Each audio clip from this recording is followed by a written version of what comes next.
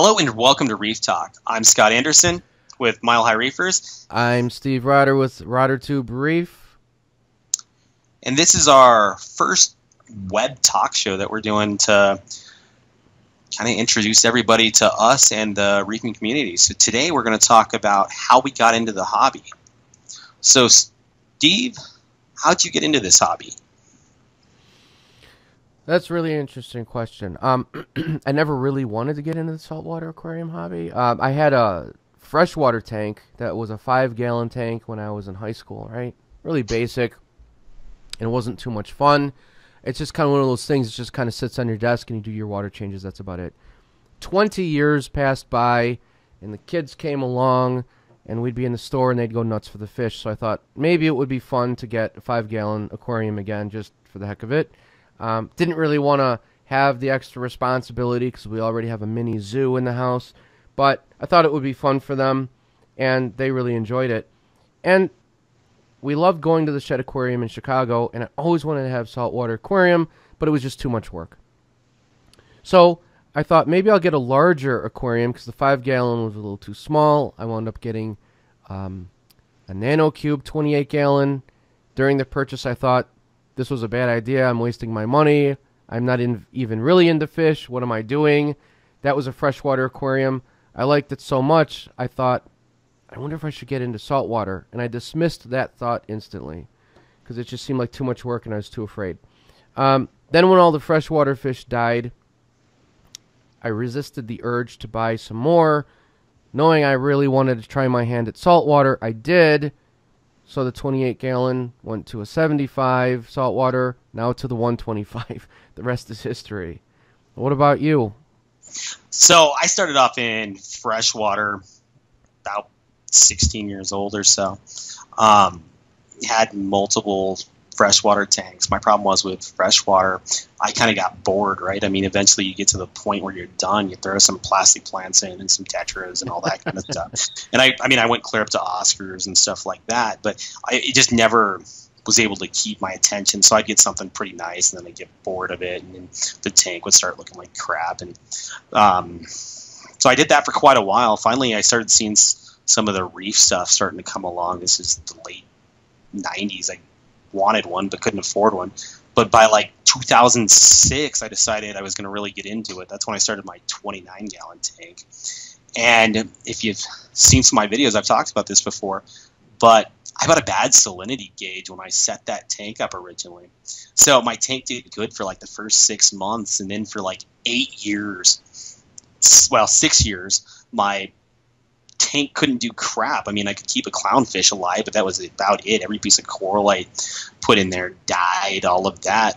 And it was the most frustrating thing. Eventually, YouTube started coming along, and all these people like Ricketts Reef and New York Stilo and all those guys were putting videos out, and I started learning a lot more about the hobby because before that, there wasn't a whole lot of resources available. And that's where I really started doing good again.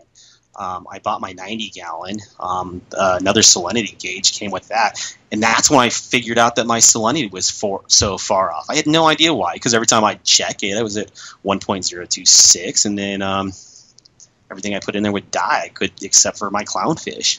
So yeah, one little gauge like that made the complete difference. And by getting good water and a good tank and all that, and I mean, I've done relatively well since then. So went from a 90-gallon to a 210, and I think that's where I'm going to be for quite a while.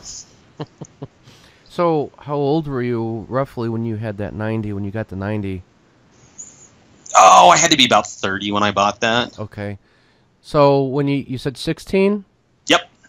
That's when you started, roughly?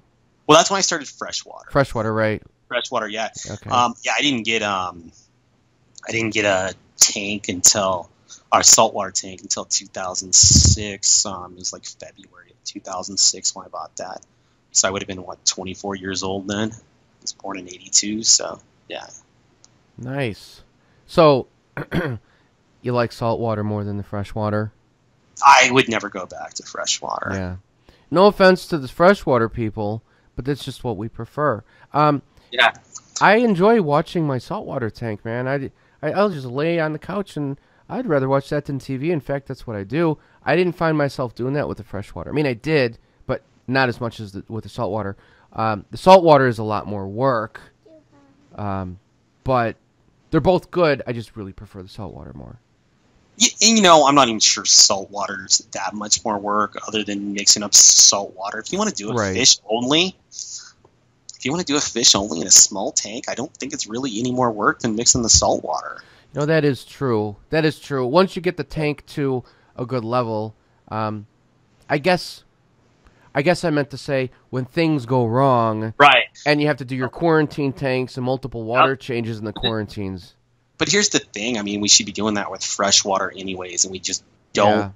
Your cheap, inexpensive tanks. But you look at these guys with really high-end freshwater fish. They're absolutely doing the quarantine stuff. Yeah, that's true. I never did that. I never did the quarantines with the fresh water. No, I didn't either, but I mean, that's why I had ick outbreaks in freshwater. Luckily, I never had that, but I certainly got it when I started the saltwater aquariums. So, with that little segue, where did you learn about the saltwater aquariums? Because I know, for me, now that I know what I know, I got screwed over pretty bad by the local reef store guys who didn't know what ick was, and they tried to sell me on garlic and all that stuff that we discussed. So where did you do most of your learning, reef stores or what?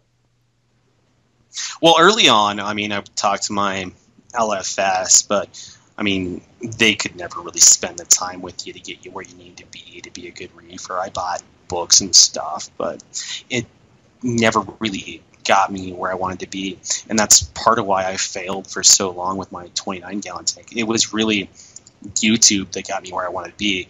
Now, the fun part about YouTube is what's good information and what's bad information. Like the garlic, I hear tons of YouTube videos where people are telling you to treat your food with garlic. I mean, absolutely do that if your fish has ick, but that's only going to make your fish want to eat more. Mm-hmm.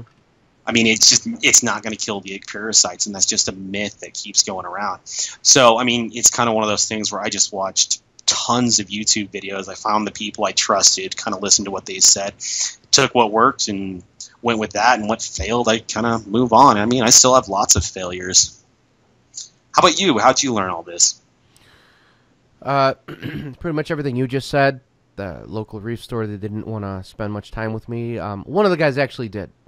But, a couple of the guys, they kind of had the whole mindset of, like, I'm better than you, and I don't want to really take the time, but buy this filter or protein skimmer for $400, whatever. So, my fish started to die rapidly. I didn't know what was going on. I had the water tested at a few reef stores, and they said it came back just perfect. Parameters are great. No one knew what was going on. I was going out of my mind. I remember this, a couple customers came in this local reef store where I bought all my first stuff in the beginning, and they were the so-called experts and professionals. Like, oh, John's here. Let's ask him. He didn't even know. This guy was like, sounds like a predator in your aquarium. What do you got? What do you got in there? Yeah, the predator was ick, or actually it was marine velvet. They had no idea. So anyway, I did a search for fish dying, not sure why. I came across a lot of videos. I've said this before, but I came across your video with your most recent tank where you had the problem. You did a video on it, and I thought, wow, this sounds really familiar to the problem I'm having, but I don't see anything in the water. Let me just try it out. So I came across your video. That's kind of how Scott and I met. I started doing videos. Actually, my first video was about ick, parasite. I just thought I would post something up to help other people out, like what Scott did. And I didn't know much about aquariums, and I didn't even have a video camera at the time. I put my iPhone on top of a Cheerios box. It was a Honey Nut Cheerios box. And I just filmed myself. And that video did really well. So I thought, wow, I was able to help a lot of people. Maybe I'll start a channel. The rest is history. So I learned by YouTube and going to forums. You know what?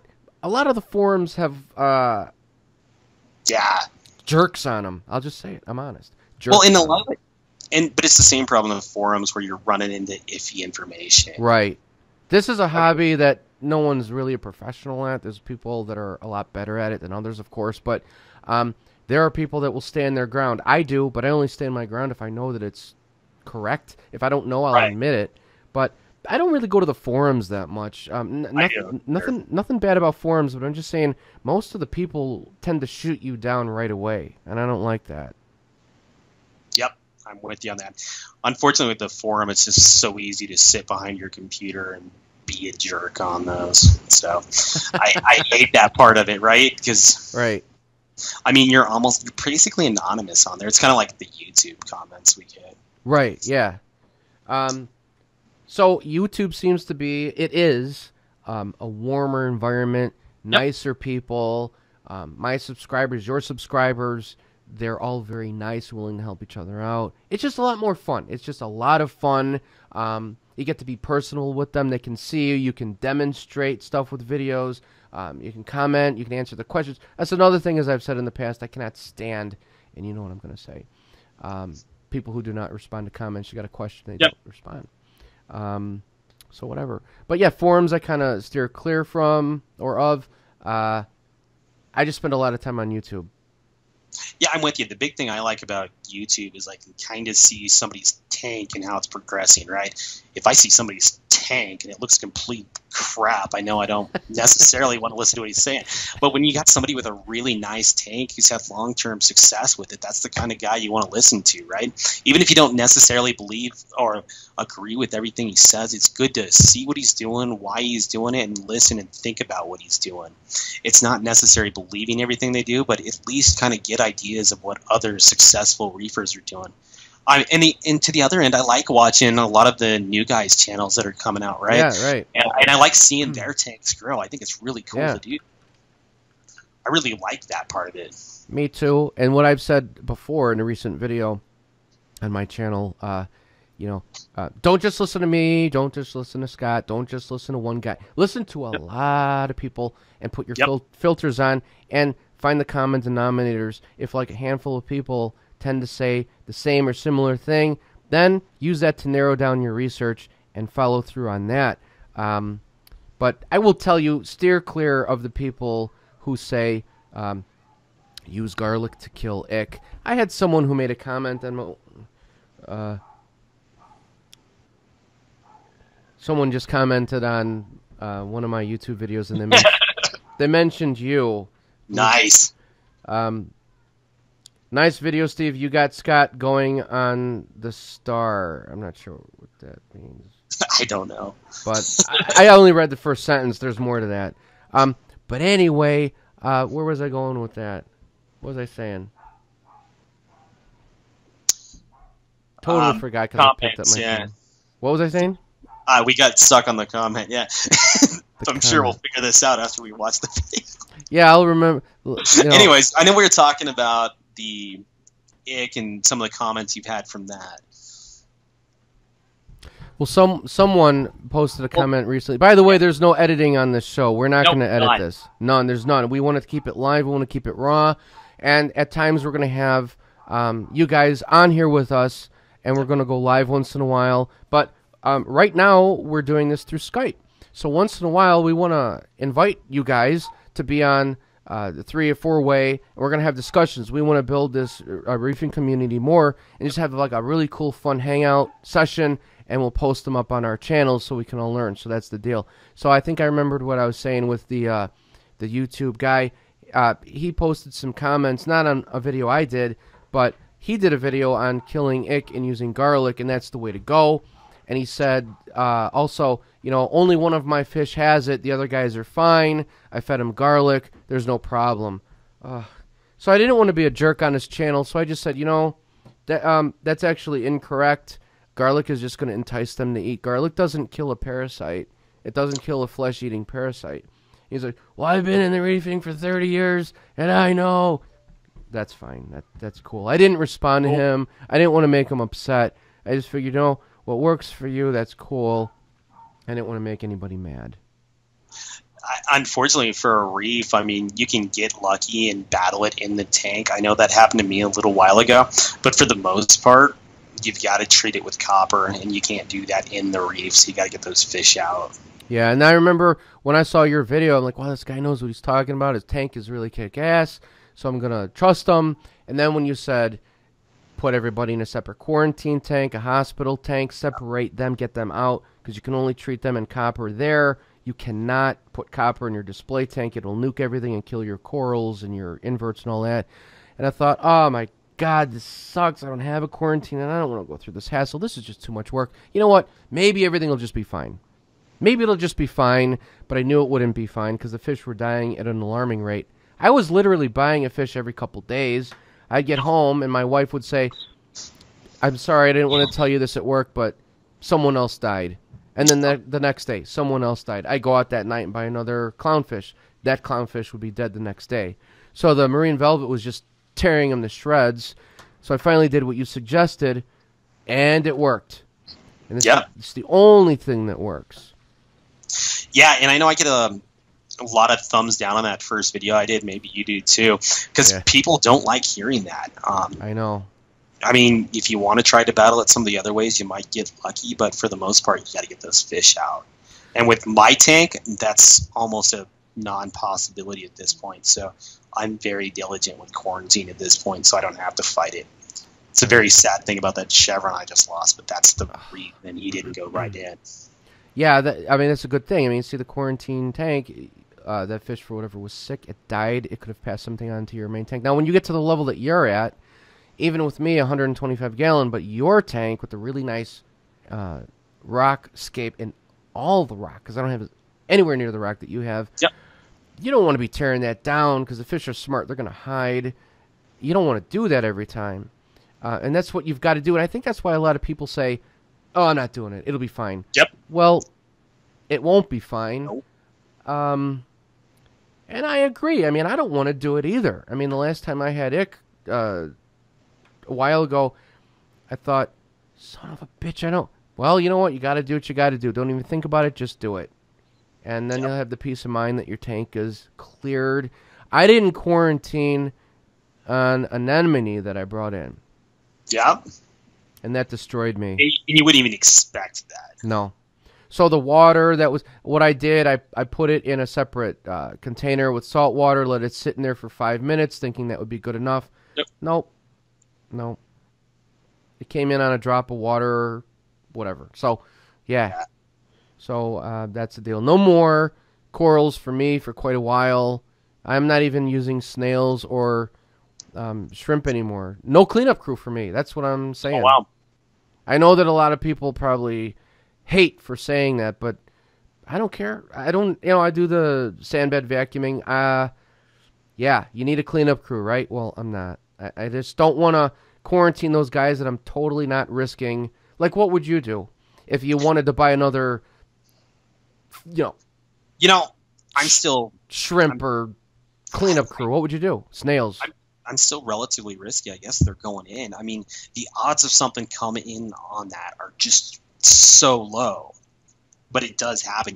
You're absolutely right. It sucks. I mean, I got to thinking about that today. It's, and I don't know if I've mentioned this. I think that chevron tang died of marine velvet because of the way it looks and how fast it went and everything, right?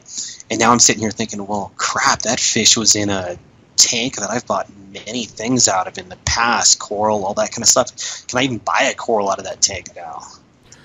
Well, I'm just like, but then I start thinking about it. Well, that's going to be every freaking piece of anything I buy. That's right. So, I mean, at this point, with your corals and invertebrates and all that stuff, your risk is incredibly low. But like it happened to you, it happens to other people too. I've seen it. Well, you go to the store and, okay, you've got to, like, the anemone that I bought was in a tank and it was segregated off, but there were a few fish in that tank. And I'm thinking, I just have a bad feeling. Like, what if those fish are sick? They're all in the same aquarium. Well, guess what? Yep. It was in that water. It came in on the anemone, and I didn't rinse it off good enough. And I brought it in probably on a drop of water. It happened. Same thing with snails. I bought snails in the past, and that's another reason I will not use live rock. I won't use live rock. I've got enough beneficial bacteria on my in my tank where I'll just buy dry rock off the shelf. Even if I was starting a new aquarium from scratch, I would buy dry rock, or well, you could buy live rock, I suppose, because there's not going to be any fish in it for at least 6 to 8 weeks. You should let it cycle, so you're fine there. But you know what? Those of you who are quarantining, and if you do have an ick outbreak and you're going to keep your fish, you have to keep your fish for a minimum of 6 to 8 weeks in the quarantine. If you've been eyeing some corals, now is the time to get them, because if they do come with parasites, so what? There's no fish in the tank to destroy, so you might as well just get them. Yeah, and unfortunately for the coral side of things, I think it's just going to be I'm going to take that risk and hope nothing happens, because I don't know how else to do it, right? I mean, you buy stuff that comes right out of the ocean. I mean, it can come from the ocean. You buy it from somebody's tank, it can come from anywhere. So, well, what about this? Could you set up like a saltwater little tub, like a 5-gallon, and just put like a little heater in it? Would that? Yeah, you can absolutely do that. No copper, but just salt water. Would that be fine? You'd have to do that. Yeah, it's absolutely. A lot of people are doing that. They're doing quarantine tanks for coral and invertebrates and all that, and that's absolutely what we should all be doing. But it's the same. But it's even worse with the corals and snails and all that, to quarantine those guys, because they need the right lighting and water flow and conditions and all that kind of stuff. That's even harder to do. Well, don't you have a separate tank for your corals? You've got. I do, but it's all connected to my main system. Oh, right? Yeah, okay. So I mean, it's all. Yep. Yeah, it's all fed in there. I mean, the risk is slightly lower, but it all runs through. Plus, I got fish down there. So yeah, Pinky the yellow tank's still down there. So he could become the food source too if I stuck something there. Definitely right. Speaking of that, let's say that you do say, I'm taking all my fish out of my big aquarium and they're all safe now in the quarantine with copper, but I can't get that one fish. I just can't get them. I can't catch them. Well, that doesn't count as long as that last one is still alive. That's a food source for the parasite. So your 6-week minimum counter doesn't start until you either catch that fish or it dies. Yeah, and that's a good point, because I've done that where I've taken all my fish out, and I took the blue tang out first and treated him separately, and then pulled the other fish out later. And you're dead right. The counter for me didn't start until all those fish were out. Right. And I remember you sent me an email or something. You said, well, all the rocks are coming out. I'm like, oh, that sucks. That sucks. Yeah, I know, it's horrible. It was bad for me. I had like 3 Home Depot buckets with like towels on the floor so it wouldn't drip. I'm like, oh, man. And then here comes you with, I don't know how many pounds of rock you've gotten that. That's a couple hundred, yeah. Yeah. But it's a hassle, especially I love doing all the rock work and the scape. But when you have to tear that apart and you've got the rock just how you like it, you have to start over again, that sucks. And I broke so many stony corals doing that. That just hurt. Yeah. And then you've got that. And then you've got multiple water changes that you have to do in the hospital tank because there's not enough bacteria to kill all the ammonia and everything that goes into it. So you're talking like, every other day, especially if you've got all your fish in there, the larger bioload, you got to get rid of more of the water. It's like, this sucks. 5 to 10 gallons every 2 or 3 days of a change. What the hell am I... Oh, man, I hate it. For 6 weeks, you blow through a lot of salt. So those of you who are thinking about starting a saltwater aquarium, maybe don't do it. Yeah. Well, one thing I'd like to ask our viewers about is what they think about my idea of the quarantine tank, right? Where I'm adding a sand bed in there and some biological information. And it works really good to give me a nitrogen cycle in there, so I'm not doing water changes as much. The other thing, at least in my head, that makes sense is by doing that, we have less of an ammonia issue, because you do a water change on that tank, you'll never get all the ammonia out, because even if you do a 30% water change, you're only going to get 30% of the ammonia out of there. Right. So you got this constant buildup. You're always doing the water changes, and the first time that fish goes to the bathroom, it's releasing more ammonia into the water. So that's something I've been doing and been relatively successful with. Right before that Chevron tank died, I did a test of the tank, and it was just maybe a tinge of ammonia in there. It had been like 8 days since I'd done a water change in there. So for me, that's effective, but I was wondering if other people have tried it and how that's working out for them. So I'd like to see those in the comments if anybody has any comments on that. That's a really good question, and that's something I wanted to ask you about. So my quarantine tank, and pretty much everybody, for the most part, has their quarantine tank empty, glass bottom, no rock, just some PVC pipes so the fish can hide in it and chill out. Yep. You need that. So then you say that you use a sand bed. Yep. For a very good reason, and I'm thinking about actually doing that because I love that idea, but I'm wondering, do you think that will affect the destruction of the ick? Because, you know, what is it called? The tow mounts? Right. Yep. When they come off the fish after 5 to 7 days, they eject themselves and they burrow in the sand in the cyst, and they'll stay in there up until about 28 days. And then they launch again with thousands of more, that's great Yeah. grammar, parasites to look for more of a food source, more fish. So I wonder if it's better to not have sand so the eggs can't encrust in the sand bed, or does it not matter, do you think? You know, I don't know. You might be able to get the same results using like a hang-on back filter with some sort of media back there, so that might get you where you want to be. But my guess is if you don't have ick going in, you don't have to worry about it, and if you do have ick and you're going to dose copper, then the copper is going to kill it. I know you dose copper to begin with. I don't do that. I'm kind of the opposite. Of course, now I wonder if I would have dosed copper day one, would that have stopped the marine velvet? Or I don't know. It probably would have, unless maybe it was just something else. But yeah, but you know, with tangs, they're always a little stressed out by the copper. Right. Quarantine's always a hard process, so it's hard to know what would have worked. That's right. Because too much copper will really harm the fish and destroy its kidneys. Too little copper, and we're talking about a really fine line here, too little copper really won't have much of an effect on the parasites. So I tend to do a little less than what the dosage calls for because I want to be more gentle to the fish and give them like a light copper bath. That's what a lot of the reef stores do, supposedly.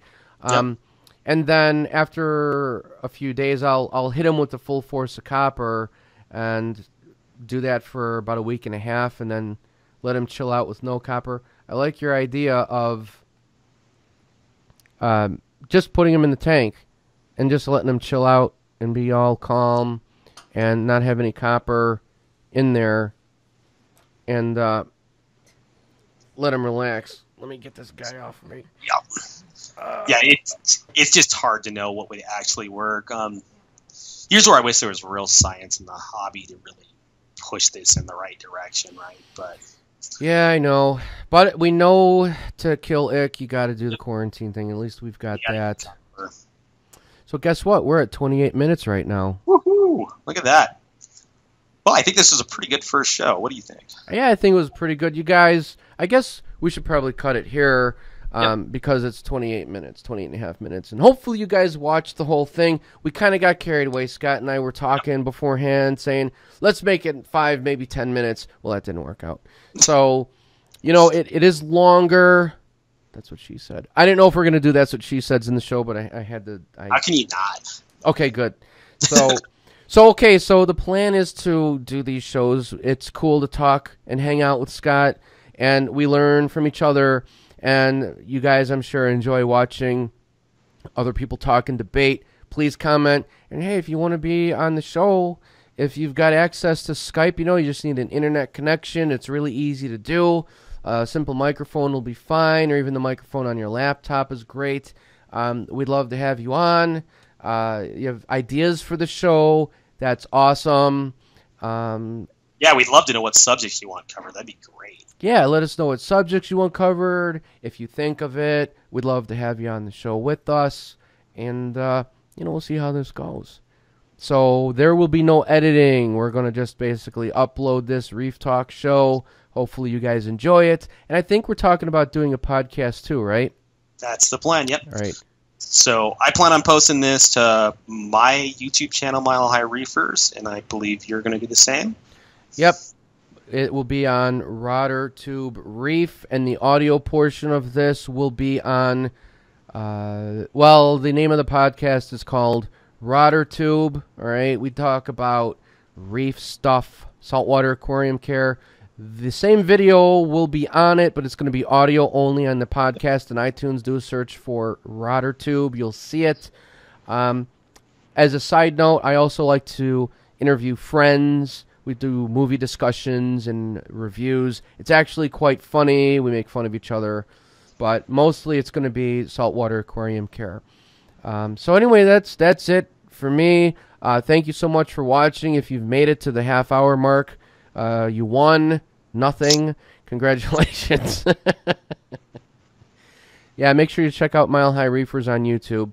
And Rotter Tube Reef. Thanks, guys. Anything else you want to say? Nah, just thanks for watching. All right, cool. All right.